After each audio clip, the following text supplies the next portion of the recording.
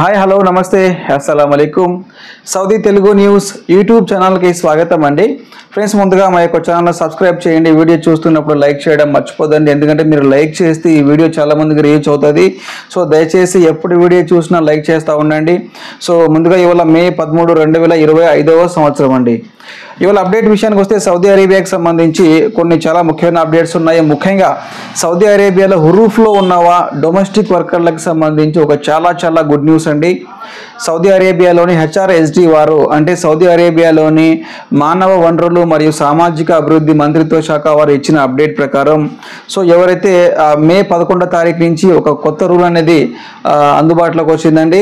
So ఈ కొత్త rule ఏంటంటే మే 11 కంటే ముందు ఎవరైతే హురూఫ్ కేసులో డొమెస్టిక్ వర్కర్లు ఉన్నారో మే 11వ తారీఖు అంటే ముందు సో ఎవరైతే హురూఫ్ కేసులో ఉన్నారో ఇన్ కేసు మీ దగ్గర వేరే కఫీల్ రెడీగా ఉంటే ఇమీడియట్లీ మీరు ఆ కఫీల్కి ట్రాన్స్ఫర్ అయిపోవచ్చు.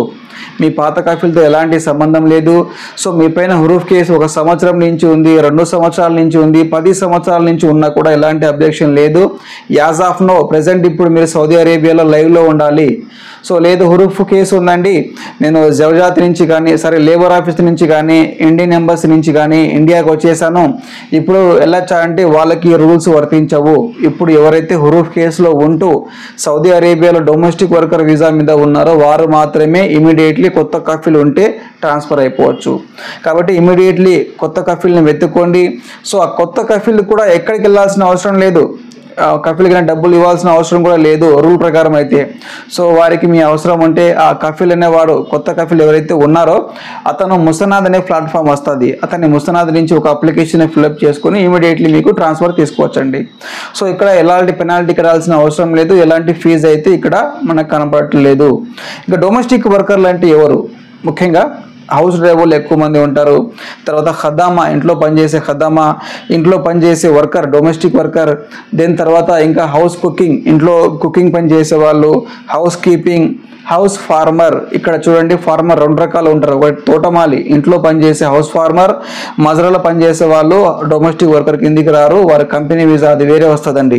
దీని తర్వాత పర్సనల్ అసిస్టెంట్, ఇవన్నీ కూడా డొమెస్టిక్ వర్కర్ల కిందికి వస్తాయి.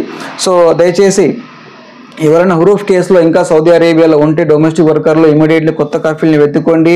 ఈ అవకాశం మనకు మే 11వ తారీఖు నుంచి 6 మంత్స్ వరకు, 6 నెలల వరకు అవకాశం ఉంటుంది. ఇమీడియట్లీ కొత్త కఫీల్కి ట్రాన్స్ఫర్ అయిపోయి లీగల్గా ఇంకా సౌదీ అరేబియాలో పనిచేసుకోండి. ఇంకా మత్లూబ్లో ఉన్న వాళ్ళు, అంటే పోలీస్ కేసులో ఉన్న వాళ్ళకి ఈ రూల్స్ అనేవి వర్తించవు. ఎవరైతే మత్లూబ్ అంటే పోలీస్ కేసు, అంటే దొంగతనం కేసు కానీ లేదంటే ఇంట్లో డబ్బులు తీసుకుని పారిపోయారు, ఇలాంటి కేసులో ఉన్న వారికి ఈ రూల్స్ అనేవి వర్తించవండి. ఇది ఓన్లీ హురూఫ్ కేసు ఉన్న వాళ్ళకు మాత్రమే, అది కూడా డొమెస్టిక్ వర్కర్లకు మాత్రమే. సరేనా? దీని తర్వాత అప్డేట్ విషయానికి వస్తే సౌదీ అరేబియాలో హజ్ సీజన్ స్టార్ట్ అయిపోయింది. చాలామంది హజ్ యాత్రికులు సౌదీ అరేబియాకి వస్తూ ఉన్నారు. సో దయచేసి ఎవరు కూడా హజ్ వీసా లేకుండా, హజ్ పర్మిషన్ లేకుండా మక్కాకి వెళ్ళొద్దండి.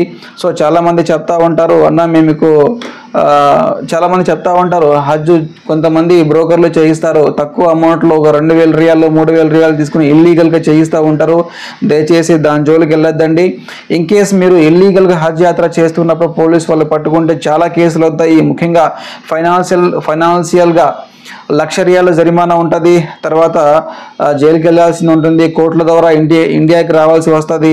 తర్వాత ఇన్ కేస్ మీరు ఈ విధంగా పోలీసు వాళ్ళు పట్టుకొని ఫైన్ కట్టి ఇండియాకి వచ్చినా కూడా ఇంకా భవిష్యత్తులో ఎప్పుడు కూడా ఉమ్రా యాత్ర చేసేదానికి సౌదీ అరేబియాకి వెళ్ళలేము, తర్వాత హజ్ యాత్ర చేసేదానికి కూడా అవకాశం ఉండదు.